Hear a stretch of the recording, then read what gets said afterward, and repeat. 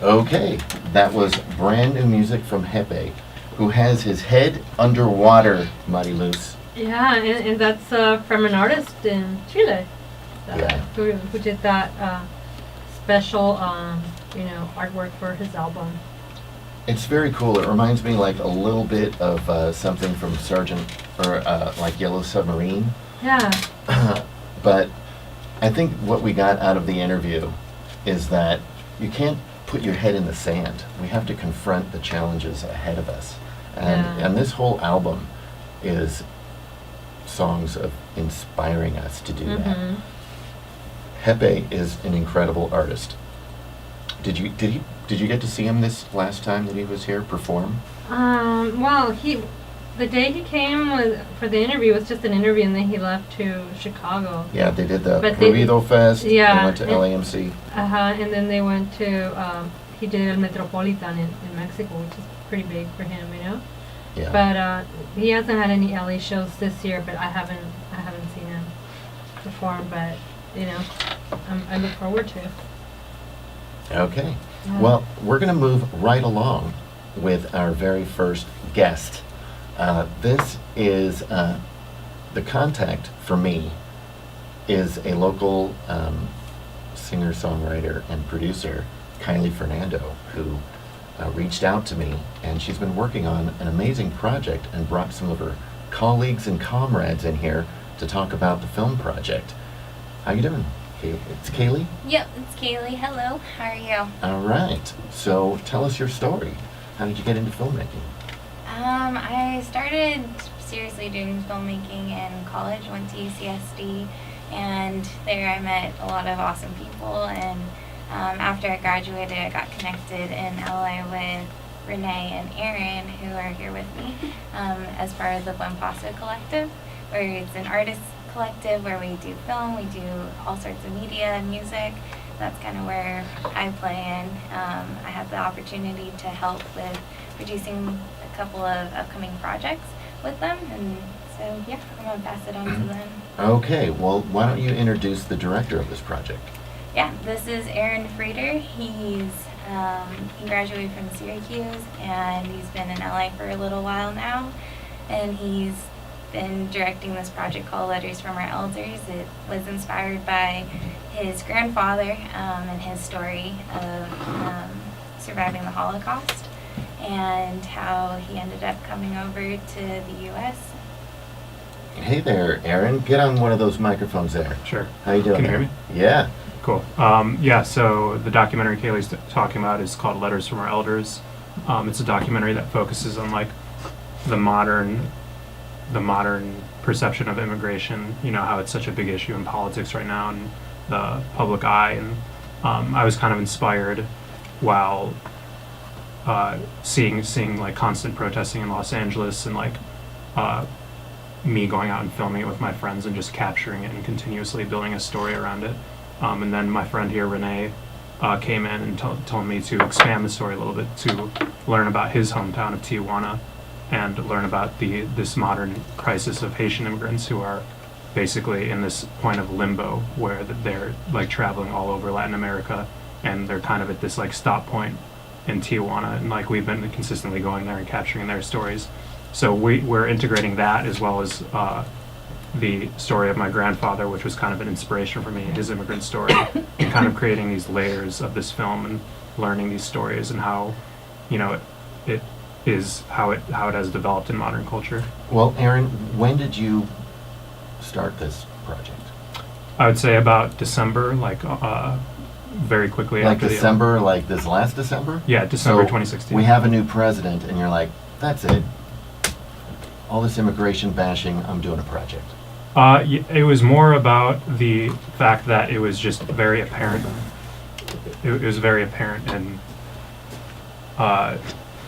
in person, like seeing people marching on the streets. Yeah, so it's a lot about the humanistic portion of stories more so than the politics. For this particular film project, granted, we're not completely ignoring the fact that it is definitely very present in the media, especially. Hi, so this is Renee here, really quick, and just to bring up, real quick, round up the context. So yeah, we are the BuenPaso Collective. We're a production company and artist collective. So we do mainly film and visual media, but we also focus. We have different focuses. Each of us, like Kaylee, is mostly a musician, and so as I collaborated with Aaron as he got inspired in December on account of the travel ban and his experiences that he got after he encountered his grandfather's story, I introduced him to this story that was happening in my hometown, and that's the project that we've been developing, this documentary, Letters from Our Elders. Okay, Renee, what's your last name? Vargas Vargas. Madrigal, Vargas Madrigal, Renee Okay. Vargas Madrigal. I've been here before on other programs in Okay. the station. All right, so we'll take the politics out of it, and we'll stick with the human thing. Now, it's been my position, and I've been saying this way before this last presidential election. I've probably been saying it since at least the 2000s, and I had to think about it. It took me like 30 plus years to think about this concept, and it finally came to me that immigration and mobility is a human right, as much as eating or breathing or drinking water. Yeah. It's just, when you look at nature and you see, animals in the kingdom moving around so that they can survive, humans are no different. We need to move around to survive, and everybody does it. The person who's in the White House, his grandfather did it. He couldn't make it where he was from, so he came somewhere else, and he came here. And for him, his grandson, to try and slam the doors shut is going against nature. That's a crime against nature. It's a crime against humanity. That's my position, where I start from. So let's get back to Letters for Our Elders. Okay, Aaron, your grandfather's story. Tell us more about this. Holocaust survivor. How old is he? Is he actually in one of the camps? Well, he escaped. Well, so he was born in Austria, and he escaped when he was 19. What I want to clarify, that what makes this story interesting to me is that I was inspired to pursue his story more. Like he passed away when I was 13, and I was inspired to kind of research him more. Like I had only done so much research on my grandfather growing up, and I knew there was a like very distinct, like extensive interview captured by the USC Shoah Foundation.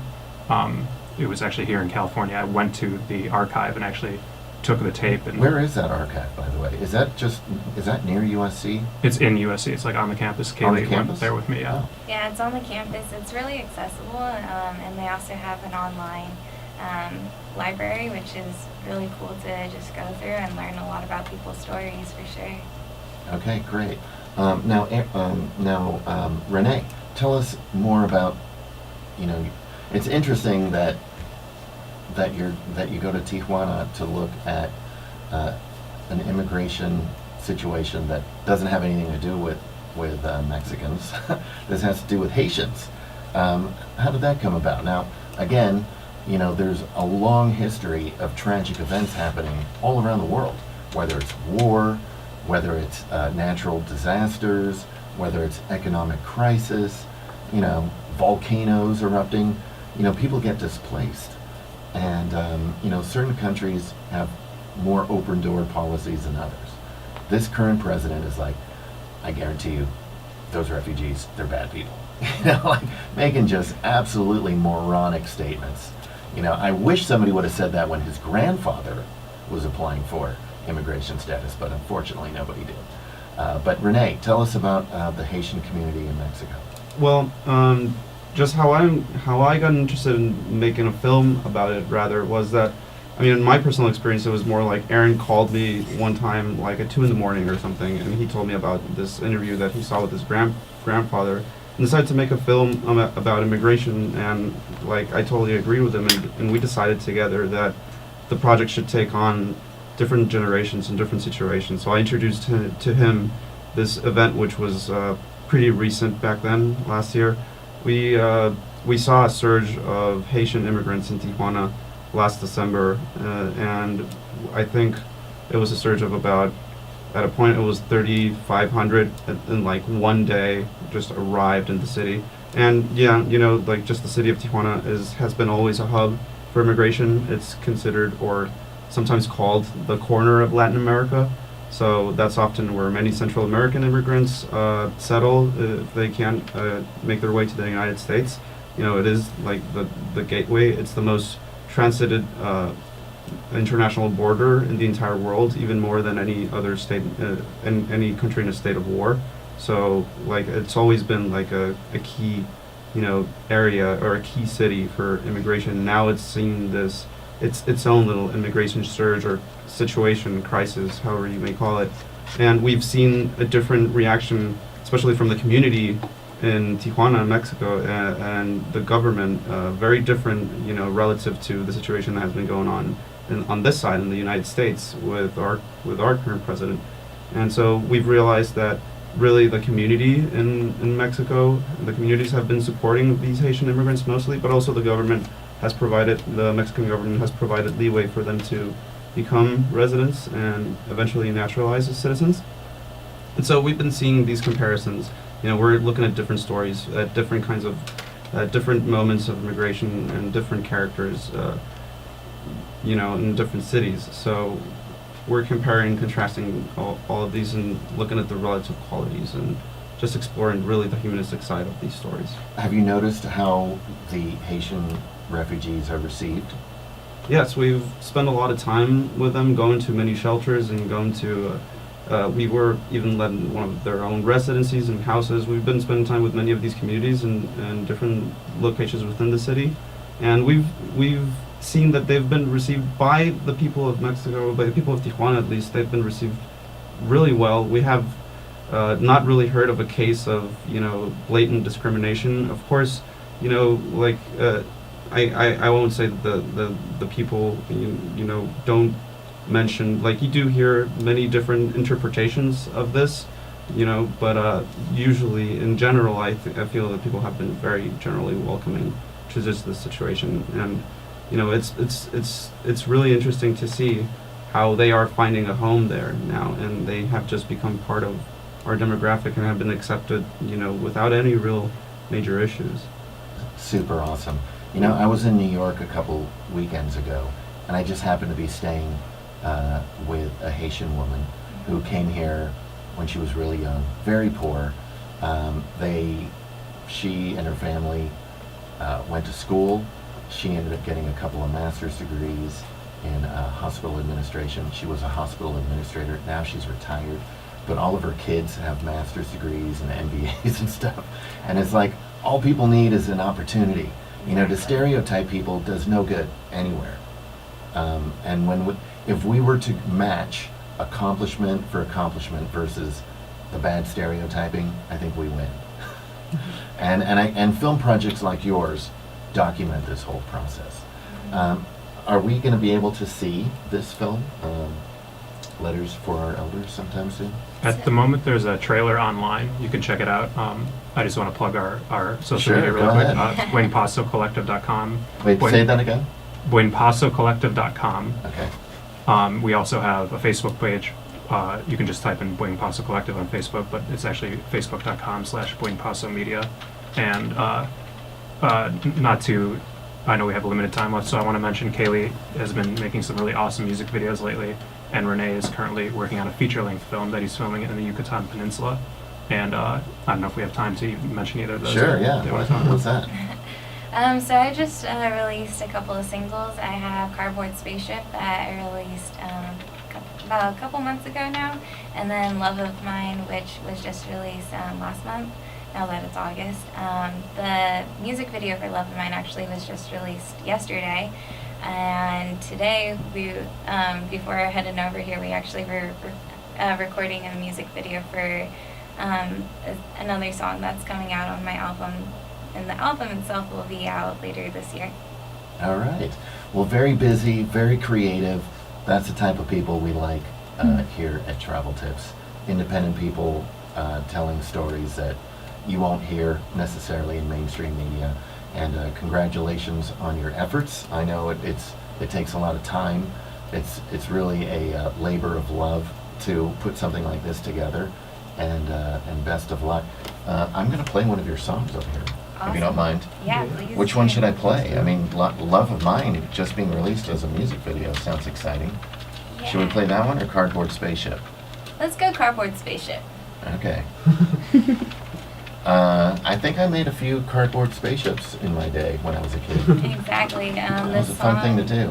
The song Did is you, about Money Liz? nostalgia. Cardboard Spaceship over there? No. It's because you don't have brothers and sisters. No, yeah, I I'm, mean, I'm, we I'm were an like- only child, so We yeah. were like, okay, what do we got around us? Boxes, cardboard, let's, we made all sorts I was of talking stuff. to imaginary people. All right, here we go. This is Kaylee Fernando with Cardboard Spaceship right here on Travel Tips.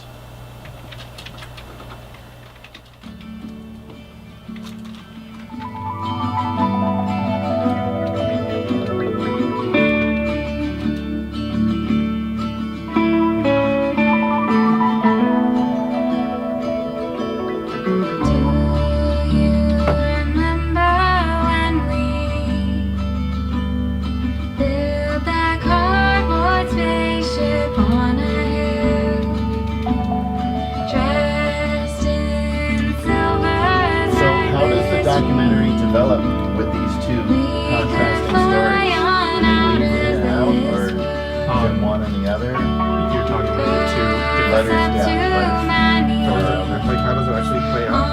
yeah. Then how's the documentary laid out? Like, you focus on your grandfather, or? We haven't really edited it yet. I mean, Well, I think what I'm trying to do is like create these layers, like these similarities that of generations. Like, so I didn't have time to mention, but it's like a 2-hour interview where I have like the raw tape they gave me, and I'm kind of using it to draw comparisons to elements of discrimination that he faced, kind of learn from that. And part of the film is like first person, like where I would basically research my family, like one of our friends who's involved in the film is currently in Australia. We might be asking us to film a little bit, like capture some of my grandpa's hometown, like essentially learn from his story. Coming, like you're talking about, like Trump's father, like he was an immigrant too. Like, people don't like reflect on these, elements of the past. So essentially, just that layer of the film is meant to be self-reflection, and then relating that to modern crisis. Okay, well let's have a final statement. O tal vez I, no E al final, I. And if we have time, I'd like to mention Renee. It's currently making a feature length film. I don't know if we have. it's like a whole other thing too. Okay, so like it takes a lot to unpack too. So maybe not like, whatever. Sorry, I was. I mean, as long as you guys, is all of this contained on that one website? Yeah. Yes. BuenPasoCollective.com. Yeah. It's not. I already put it on our Facebook page. So All right, good deal. You're welcome. Do you put the link for their is that what I'm supposed to be doing as a co-host? Because I don't do that very good. Probably covered here. Right like this. There we go. No me las dan. Güey, yo nada más me hago así como que. Nada más le hago compañía. Ya con eso ya basta. Do you play instruments? Más que suficiente, ¿verdad?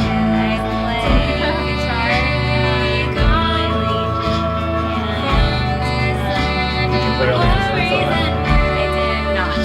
That's My producer played drums, my brother he played bass. De los hechos, está interesante. Yo he visto en la tele Oh, really? reportajes que las mujeres One of my friends from high school, I hit him up after Entonces las mujeres he did electric guitar. sacan comida. Okay, that was Kaylee Fernando with, well, look, kind of blended right into Love of Mine. And we'll put that down lower underneath us here. Kylie Fernando, or Kaylee Fernando with Cardboard Spaceship. And she's here with her two colleagues from BuenPaso Collective, who are currently working on the project Letters for Our Elders. And we're joined by Aaron Frieder. We're also joined by Renee Vargas Montigal. And closing words on this project, Letters for Our Elders, and lessons that we can learn as we get further and further away from our family that actually did the immigrating and emigrating. What lessons can we learn?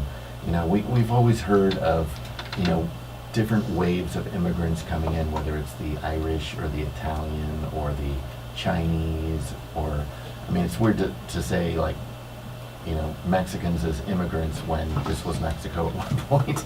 And like one day it's Mexico and one day it's not, and now all of a sudden you somehow don't belong. But what lessons do we learn, you know, from this immigration process and from your research into your family and into different current situations of immigrants? Yeah, okay, so I think the title, Letters from Our Elders, not... From. Yeah, so Letters from Our Elders, it's inherent in the title of what the film is about, like, essentially what was left for us from our past generations.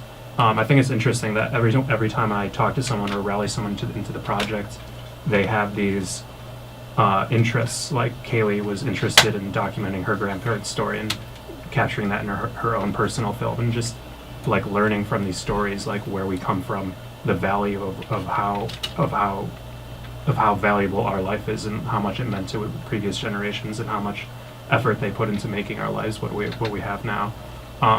So essentially, yeah, I'm using it as an opportunity to create learning, an educational film, learning from our previous generations, highlighting why it's such a modern conflict, and I also want to capture it in a way that's engaging to a young audience, a millennial generation, myself. Like, why is it something that I would be engaged to? Why is it something that I would watch? So I hope that adds some clarification. Yeah, and really, it's like it's a document to help battle discrimination. You know, because as I said, I mean, based from my premise that moving around is a human right, you know, no human is illegal, and nothing that they can do to help their friends and family and themselves survive could possibly be illegal. You know, this notion of us feeling superior because of arbitrarily being here, you know, through the result of, you know, immigration from past generations, should not make us unwelcoming to, you know, the new wave, is my position. And then Renee, final comments? Well, just thank you again so much for having us over and for the space. And yes, please keep posted with us. Follow us on BuenPasoCollective.com and all of our social media, Facebook, Twitter. And yeah, we're also developing other projects. Kaylee has all these music videos to support her album. I'm working on my first feature film in Yucatan, a collaboration with Conchi Leon, a known playwright from there. And yeah, a lot of exciting projects. I don't know if Kaylee wants to wrap up with anything else. Yeah, Final words, Kaylee.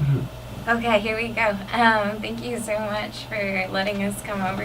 Huge thanks to Nancy Sanchez as well for all of her support in our projects and all. And yeah, please do keep us top of mind for social and all the above. And thanks so much for the radio play for the songs as well. Okay, that was 3 members of the BuenPaso Collective, and thank you so much for joining us, and we'll be very interested to see the final version of Letters from Our Elders. Thank you. Thank you so much.